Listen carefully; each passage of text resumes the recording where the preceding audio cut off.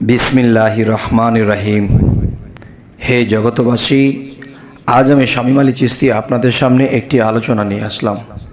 সেই আলোচনাটি অবশ্যই আপনারা একটু খেয়াল করে শুনবেন। যেমন একটি কথা হলো যে আল্লাহকে এই পৃথিবীতে নবী রাসূল থেকে শুরু করে বড় বড় অলি আউলিয়ারা ঠিকই আল্লাহকে দেখেছেন, আল্লাহর সাথে সাক্ষাৎ দিয়েছেন। কেননা মেরাজে যখন নবী গিয়েছিল তখন নবী যখন মেরাজ থেকে রুহানিভাবে 27 বছর কাটাইয়া চলে আসবে, তখন নবীজিকে কাঁদতে দেখা যায়, নবীজির চোখ বেয়ে পানি ঝরছে। তখন আল্লাহ তাআলা জিজ্ঞাসা করলেন, হে দোস্ত, আপনি আমার সাথে সাক্ষাৎ করেছেন, আমাকে আপনি দেখেছেন, মোলাকাত করেছেন, মেরাজ করেছেন, আপনার চোখে কেন পানি?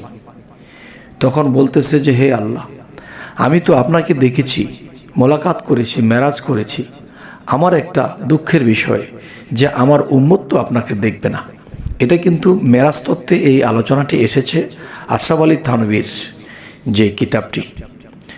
যাই হোক, এখন যে কথাটি আমি বোঝাতে চাচ্ছি যে আল্লাহর সাথে নবীর সাথে কথা হয়ে গেছে যে তোমার উম্মতের সাথে আমি সাক্ষাৎ দেব জমিনে।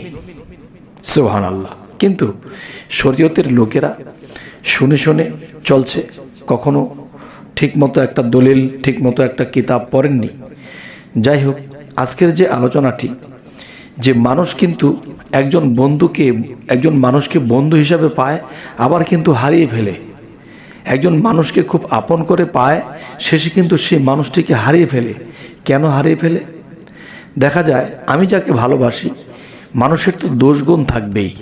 আমি যদি একজন বন্ধু মানুষ বা একজন খুব আপন ব্যক্তিকে যদি আমি বারবার একটা বিষয়ে ভুল ধরি এবং পেঁচাপেচি করি, তখন তার সাথে আমার সম্পর্ক ঢিলা হয়ে যাবে। তবে হযরত আলী একদিন একটি কথা বলেছে, তুমি যদি কারো সাথে সারা জীবনের জন্য সম্পর্ক টিকিয়ে রাখতে চাও, তাহলে তার অনেক দোষগুণ তুমি, আল্লাহর কথা হয়েছিল, তার সামনে বলিও না, কিংবা তার অনেক দোষ তুমি দাফন করে দিও। তার দোষগুলো যখন তুমি দাফন করে দিবে, তখন দেখা যায় তার সাথে তোমার সারা জীবন সম্পর্ক থাকবে। আর যখন তার দোষ ধরবে বা বিভিন্ন পেঁচাপেচি করবে, তখন তোমার সাথে তার সম্পর্ক একদিন থাকবে না। তবে এটাই তিনি বলেছেন যে যার সাথে যার সম্পর্ক আজীবনের জন্য রাখতে চাও, তাহলে তার দোষগুণ তুমি দাফন করে দিও, প্রকাশ করিও না। তো আরেকটি কথা হলো, যে আলোচনাটি আজকে করব, সেই আলোচনাটির মূল হলো যে দেখেন, আমি আল্লাহকে যদি দেখি বা পাই, যে আল্লাহকে কখনো যে ভাববো যে আল্লাহকে পাইলে আর ছাড়বো না, এই কথাটা কিন্তু মুখের কথায় হবে না, কর্কট ভাষায় হবে না।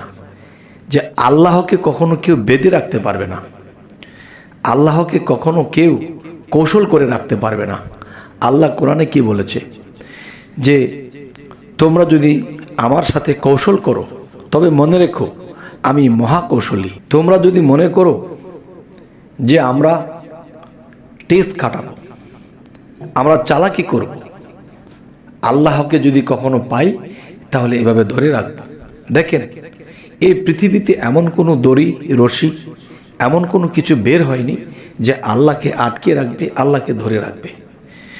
আচ্ছা, তাহলে আল্লাহ বলেছে, হ্যাঁ, আমাকে কেউ যদি ধরে রাখতে চাও, সেই যন্ত্র তোমাদের মধ্যে আছে।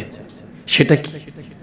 সেটা হলো যে নিরস্ত্র এবং আত্মসমর্পণ করা এবং প্রেমিক হওয়া, ভক্তির দেশে ডুবে যাওয়া, প্রেমের সাগরে হাবুডাবু করা। যখন প্রেমের সাগরে হাবুডাবু করবে, ফানাফিল্লা হয়ে যাবে, তখন ওই অবস্থায় যদি একজন বান্দা বা আল্লাহর কোনো বন্ধু যদি বলে, হে আল্লাহ, আপনি যাবেন না, আপনি দয়া করে এখানেই থাকবেন, আমি আপনাকে এখানে থেকেই দেখব, আপনি যাবেন না, তখন ভক্তি দিয়ে চোখের জলে যখন কোনো মানুষ এভাবে আকুতি মিনতি করে বলে, তখন আল্লাহ কিন্তু আটকা পড়ে যায়। কিসের কাছে? ভক্তির কাছে, প্রেমের কাছে। ফানাফিল্লা হয়ে গেছে একজন মানুষের কাছে, প্রেমের রশিতে তিনি বান্দা পড়ে যায়। সুবহানাল্লাহ। আল্লাহর কাছে প্রেমের এত মূল্য এই পৃথিবীর রশি একখানে করে যদি আল্লাহকে বেঁধে রাখা, এই পৃথিবীর সমস্ত রশি একাত্র করলেও আল্লাহকে কখনো বেঁধে রাখা যাবে না। তাহলে আল্লাহকে বেঁধে রাখতে হলে আমার প্রেমের রশি লাগবে, আমার প্রেমে ফানাফিল্লার রশি লাগবে, ভাবের দেশের রশি লাগবে, চোখের পানি লাগবে। এই ভাব, এই ভক্তি যদি আমি করতে পারি, তাহলে আমি আল্লাহকে রাখতে পারবো বেঁধে। তবে হে জগতবাসী, আল্লাহ যে এই কথাটি বলল, তোমরা আমার সাথে কখনোই কৌশল করো না। কেননা তোমরা যদি আমার সাথে কৌশল করো, তবে মনে রেখো আমি মহাকৌশলী। তবে আল্লাহ যে মহাকৌশলী, তার তুলনায় আমরা তো কিছুই না। তাই আল্লাহকে কখনো কৌশল করে পাওয়া যাবে না। কি করতে হবে? ভক্তি প্রেমের দেশে ডুবে যেতে হবে। ভক্তি, দেখা যায় আমরা যখন ভক্তি কথাটা উচ্চারণ করি, তো আমাদের মুসলমানের মধ্যে অনেকে বলে ভক্তি কেন, বলেন সালাম শ্রদ্ধা।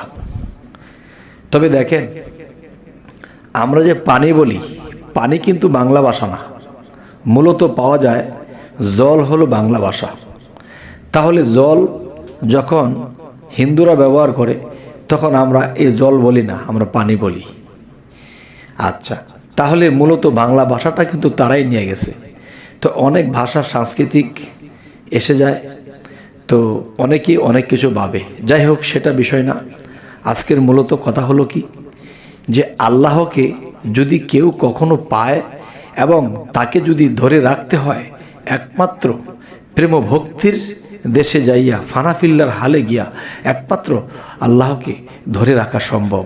কারণ আল্লাহ বলেছে, সমস্ত রশি ছিঁড়ে আমি চলে যেতে পারবো, কিন্তু আমার কোনো ভক্ত,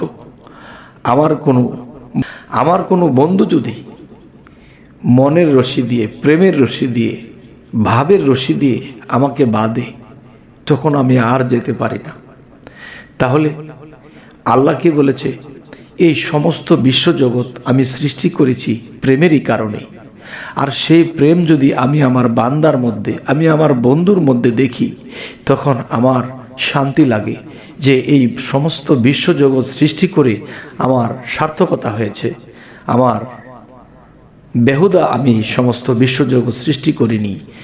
তখন আল্লাহ প্রেমিকের মূল্য প্রেম দিয়ে দেয়, কর্কটের মূল্য কর্কট দিয়ে দেয়, এবং অবহেলার মূল্য অবহেলা দিয়ে দেয়। আমি যা করব আমি ঠিক তা পাবো। তবে হে জগতবাসী, আজকের পর থেকে চলুন এই আলোচনাটি শোনার পর আমরা আরও নম্র ভদ্র হয়ে যাই, পরোপকারী হয়ে যাই, এতিম অসহায়দেরকে মাথায় হাত বুলাই, এবং আমরা নিজে একটু কম খেয়ে গরিবদের মুখে তুলে দেই। তবেই আল্লাহ খুশি হবে। কেননা আল্লাহ কিন্তু রাগান্বিত হয়ে বলেছিল, দুর্ভোগ সেই নামাজকারী যারা এতিমের গলা ধাক্কা দেয়, দুর্ভোগ সেই ইবাদতকারী যারা লোক দেখানোর জন্য করে থাকে। হে জগতবাসী, আজকের পর থেকে আমরা যতটুকু ভালো আছি যেন আরও নম্র ভদ্র হতে পারি। তবে আজকের আলোচনার মূল বিষয় কি বোঝানো হলো? কেননা যে মূল বিষয়টি আলোচনা করতেছিলাম, এর ফাঁকে ফাঁকে অন্য আলাপ করেও আমাকে বুঝিয়ে বলতে হয়। তবে আজকের মূলত আলোচনা কোনটি? যে আল্লাহকে কেউ বেঁধে রাখতে পারবে না। দড়ি রশি দিয়ে একমাত্র মনের প্রেমের, ভক্তির, প্রেমে ফানাফিল্লার যে রশি, এটা দিয়ে একমাত্র আল্লাহকে ধরে রাখা যাবে, এছাড়া সম্ভব নয়। এবং আমাদের চ্যানেলটা যদি আপনাদের ভালো লাগে তো অবশ্যই সাবস্ক্রাইব করে রাখুন। পরবর্তীতে আপনাদের সাথে আমাদের সাক্ষাৎ হয়ে যাবে। তো সকলে ভালো থাকবেন। আল্লাহ হাফিজ।